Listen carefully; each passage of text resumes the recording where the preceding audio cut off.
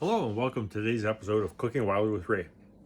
Today we'll be doing my twist on wolf turds. A fun way of calling it ground moose rolled. It looks like a piece of shit. Tastes great. It's ground moose mixed with garlic powder, maple syrup, hoisin sauce, and cornmeal. And it's fried in a pan with a little bit of oil and served with whatever kind of side you want. Hopefully you can try this at home, put your own twist to it, add as little or as much spice as you want, give it that extra kick like you wish.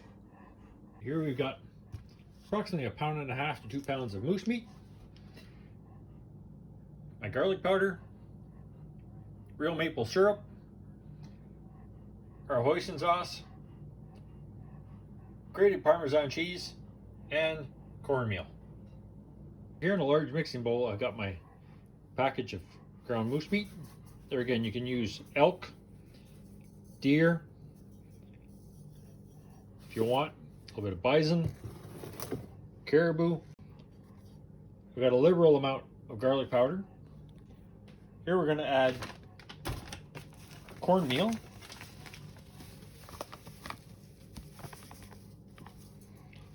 There again, you don't have to be shy with the cornmeal. It acts as a filler. Then we're going to add our hoisin sauce. I know I'm bad for measuring, so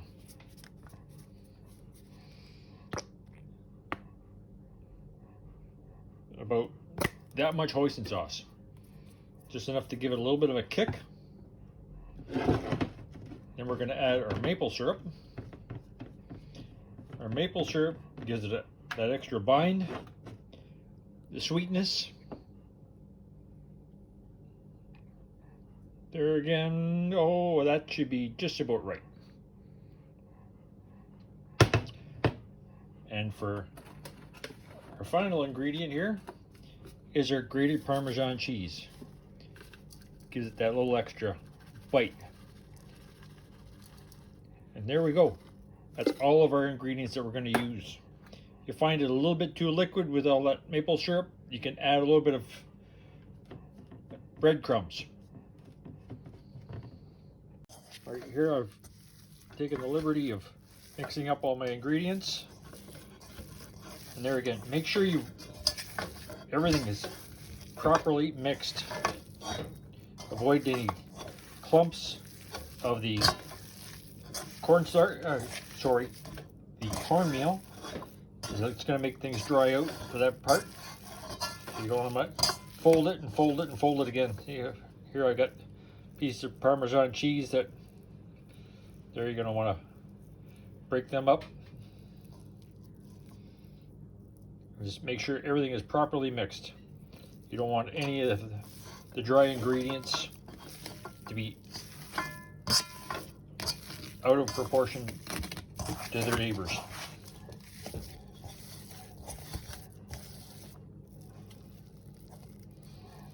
And there again, make sure it's all mixed up properly. Don't be afraid, let it sit for a little bit. Let the flavors blend. See here, I had just the right amount of maple syrup to my cornmeal. It's not too liquid, and when I take it, I can roll it, and it holds its shape. It's not liquid. When you squeeze it, there's nothing coming out of it. If you squeeze it and you get maple syrup coming out, or extra fluid, that's where you'd add a little bit either cornmeal or breadcrumbs. So here, I'll get back to a clean surface, and I'm going to roll these out and get them ready for cooking. All right, you're going to want to make these things so they're roughly 3/4 of an inch to an inch round and about 5 to 6 inches long, and hence the shape, the size. That's why I call them a wolf turd.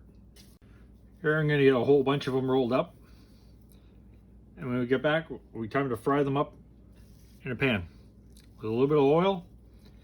If you don't want to fry them, you can also do them in the oven, either a 365 degree or a 370 degree oven for about 25 to 30 minutes on a broiling rack. And that way, when you bake them, it's just like doing meatballs, but they're done on the long. Whichever way you choose to cook them, just make sure they're cooked throughout and enjoy. All right, here you can see I've got them all rolled out. They're rough roll. Nothing has to be fancy. Nothing has to be measured. They're all roughly 3/4 of an inch to an inch round and 4 to 5 inches long. Some are a little bit longer. Now that I've got them rolled out, I'm going to take half of them and do them in the skillet with some oil. The other half I'm going to bake them, just to show you the difference on the finished texture of the cooking. All right, now that we've got our pan with our oil at a high temperature, we're going to introduce our wolf turds into it carefully. Splash away from you so you don't get any oil back on yourself. Give them a little bit of space. Make sure not to put too many in at a time and cool your oil down too fast.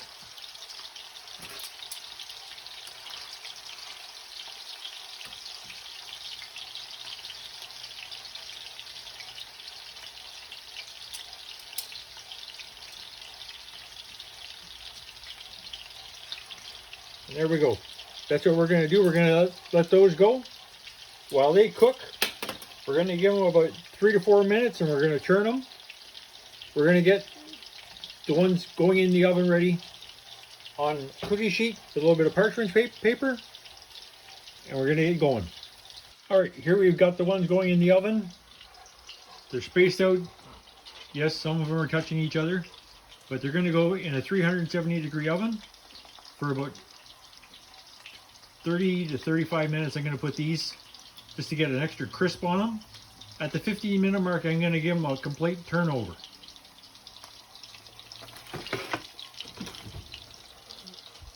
Try to get your oven rack on a medium height in there. And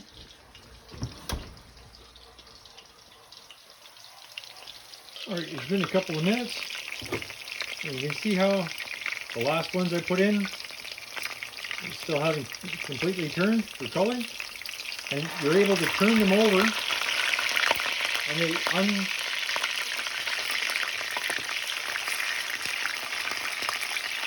I'll get them all flipped over and see how they break away from the pan easily. That's when you know they're ready to be turned over. Nothing breaks apart, everything stays intact.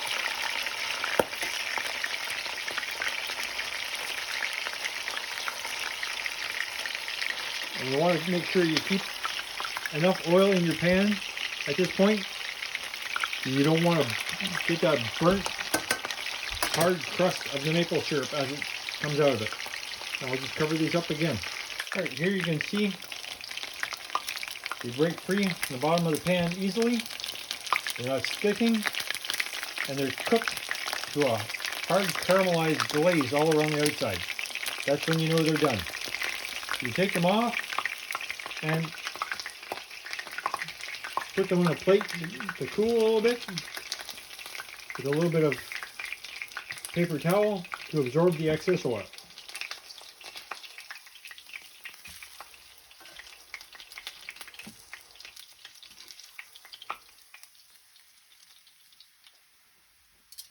And there's the go. One batch is done.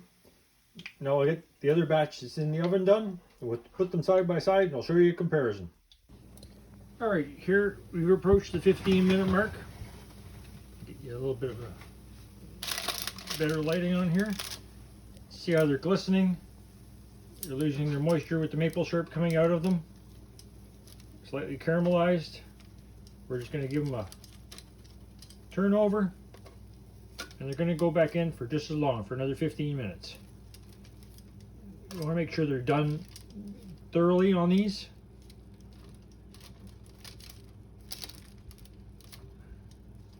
They won't be the hard caramelized coloration of the deep fried ones, but they'll have as much flavor, if not more. So they're going back in for another 15 minutes at 370 degrees. All right, it's been a complete half hour of cooking, 15 minutes on both sides. See how they've darkened up, fresh out of the oven? And we'll get a comparison side by side here. That is fresh out of the oven. And these have been approximately 25 minutes out of the oven. And as you've noticed, I've had some sampling while I was waiting. The outside texture, definitely different. More of a caramelized finish exterior on this one. Cooked throughout. And this one here, we'll just grab this one here, random. Still hot. Less of a caramelized exterior. Not as much of a bark finish on it, but still cooked through and through just as much. These would be more likely to be used in spaghetti sauces or frozen and used again at a later date. A quick reheat for those late nights getting home.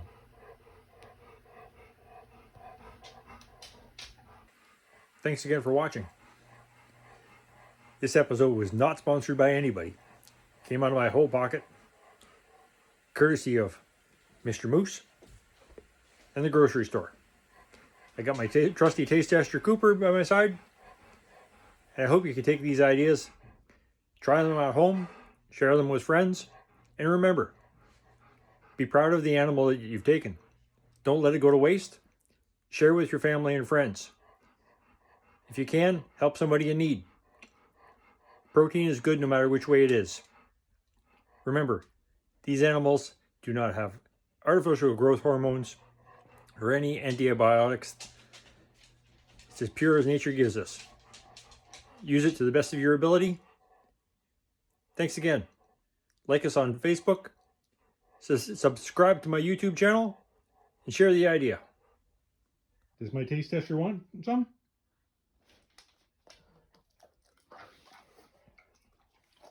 Does it pass?